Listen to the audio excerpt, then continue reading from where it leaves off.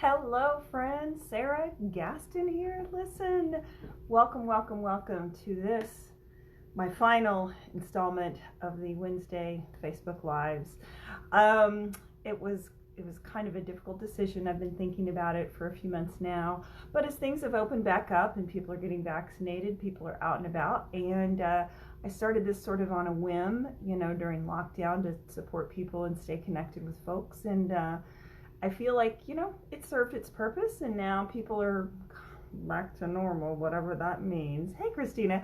And, time for the next thing. So anyway, thank you so much for joining me today. If you're watching this right now or if you're watching this later online.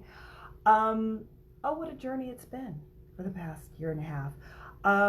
So in my final installment of Facebook Live, and obviously I'm always here to take your questions, that's my primary purpose, but I like to have something to chat about while we're waiting for folks to come on board. So I want to talk to you guys about treating this like a job if you want this to be your job. Okay. So I've been thinking about this a lot lately, and because this is a market where, let me back up. I had a conversation with a friend of mine. She's been living in LA for several years. She needs a reset, so she's going to come home for an amount of time, and she's really worried about being back in this market because she knows the creative energy in Los Angeles is so much greater that it really just keeps you motivated. And we talked about what we could do to keep her motivated, and it just got me thinking about the difference between a market like Houston, a regional market, and one of the bigger markets like Los Angeles and New York. Because if you're in a class, first of all, everyone's always in class in these markets. And if you're not in class, it's because you're working, and you just don't miss class. You don't. Every once in a while somebody will have to miss class, but in general, people don't miss class. And I feel like here a lot of times people say they really want to be professional actors, but they kind of treat it like a hobby. And I was doing some accounting stuff this morning, and I was adding up how much money a year I spend just in fees. Like there's my IMDb Pro, there's my casting networks, there's my LA casting, there is, now they've merged, there's Casting Frontier, there's my equity dues, anyway, this is not even counting classes, and it's not even counting, headshots and things like that. So, oh, thank you, Joseph, thank you so much. So this is an investment. So I want you to sort of look at it this way.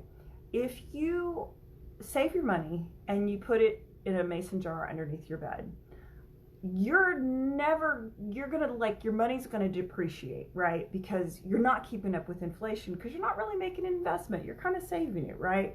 And this is how I feel about what we do, and sort of the type of action and sort of the type of commitment you're putting forward to your acting career. Now here's the thing, if you just want this to be a hobby and it's just fun to take classes and it's just fun to do a play, like a community theater, whatever, that is awesome. That is wicked awesome, and I'm not talking to you. I am talking to the people who say, no, I want to be a professional actor, or I consider myself a professional actor, who say that, but what happens, and I get it, y'all, I get it. What happens is that kind of gets our leftovers, right? So, we maybe go to a job, our day job, and maybe we, have hobbies, and maybe, we like to chill with Netflix at night, and, maybe we have this thing that we do at the gym, and maybe we go out with these friends from work or whatever. We have all these commitments that are pulling on us, especially now, right? Because things are back to normal. I don't know about you, but I'm freaked out by all that. And there's nothing wrong with that. But if you're not making your commitment to this craft, into the business of this craft, one of those top priorities, then chances are it's a hobby, okay? Because you're giving it what I call the leftovers, right? And I'll give you an example from my own life. I made a commitment this week I was going to get back in the yoga studio. I've only done yoga online for the whole pandemic, but I'm I really need to be back in the studio, and I need to just because that's a commitment. I can always not show up if it's online, right? Nobody will miss me. But if I sign up to do a class, I got to show up, right? It is now 100 bazillion degrees outside, and this is hot yoga that I'm about to go to after this. See, y'all, I fixed my hair for y'all, even though I'm going to hot yoga. Anyway, I now don't want to go to that class anymore. That sounded like a real good idea at 9 o'clock last night when, it was dark and the AC was cranked up. And, I started something I was working on this morning, and now I really feel like working on that. And I don't really feel like going to yoga. But here's the thing.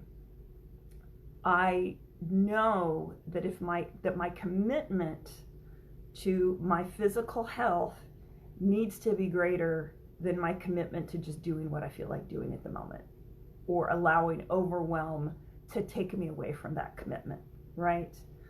I'm a firm believer that 95% of the time we can make something happen if we really want it to happen, okay? There are exceptions, obviously, but most of the time we can make something happen if we want it to happen. The other example is like having the discipline of saving, for example, right? You're like, I can't possibly save any money. Oh, but I can, go to Starbucks 3 times a week or something like that, right? And again, I'm not bashing on anybody's life choices. I'm just saying I want you guys to think about, like, what is your commitment level around, you as a business, in terms of being an actor, and you in terms of like really wanting to accelerate your craft. Hold please, hydrating. I'll give you another example. So I still train. I signed up for yet another Groundlings class. It's online. It's 6 or 6.5 hours a week. So it's 2 days a week. It's in the middle of the day for several weeks. It is inconvenient as hell, right? And I'm going to work my life so that I can be at that class, right? Because that's important to me and I've made that commitment, right? And if it means I miss out on a little bit of work, if that means I don't get to do a few fun things, like I literally forgot that when I had this class starting and I planned a trip to Galveston at like this little resort for a couple of days. It's the Holiday Inn Resort, so don't think I'm too fancy, right? But I was like, I'll do a little getaway. Guess what? Right smack down in the middle of this little vacation I planned is a 3-hour Groundlings class. And for a hot minute, I thought about skipping it. And then I thought, no, that's a bigger commitment for me, right, than, oh, I just want to lay on the beach for a few more hours. Look how pale I am. I shouldn't lay on the beach that long anyway. So that's all. I just want you to think about that. In this, my final Facebook Live episode, is just really think long and hard about where you want to see your life in 4 or 5 years, what you want to create, because believe it or not, you are the puppet master of your own life. And where do you want to put the time and commitment in to realize that dream, that aspiration, that goal, whatever you want to call it. Anyway, guys, I appreciate you so much. You can still catch me every week if you sign up for my email list or my YouTube channel. So Sarah Gaston, no H, that's my YouTube channel. If you subscribe there, you'll get any and all my videos. I don't announce all of them, so sometimes I'll just throw one in there. But I typically will release one video a week on a topic, and it's just like this, except I don't take questions. You can still always send me questions, and if you send me a question, it could become the topic for my next video.